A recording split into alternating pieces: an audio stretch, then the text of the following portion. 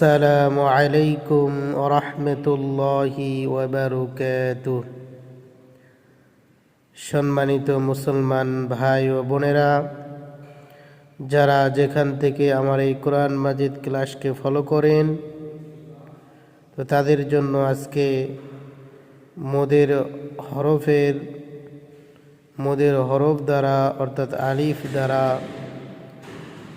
আলিফ কিভাবে পড়তে হয় এটা জানবো ইনশাআল্লাহ। তো শুরু করা যাক। বিসমিল্লাহির রহমানির রহিম।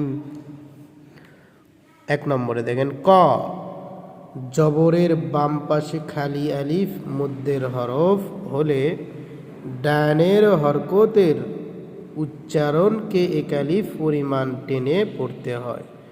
যেমন বা আলিফ জবর বা, তা আলিফ জবর তা, সা আলিফ জবর সা, জিম আলিফ জবর জা, হা আলিফ জবর হা, খ আলিফ জবর খ,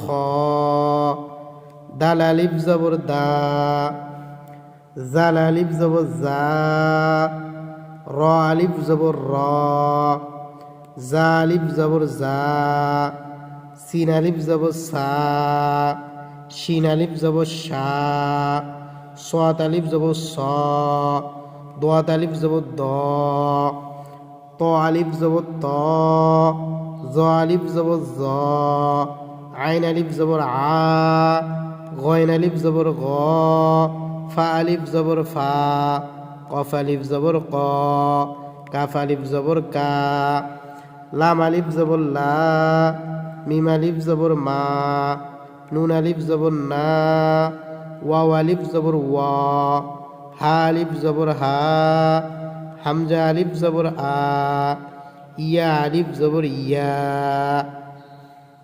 তো আমরা পুরো ভিডিও পাইতে হলে আমরা ভিডিও বক্সে যাব এবং ভিডিওতে যা দেখবো ইনশাআল্লাহ।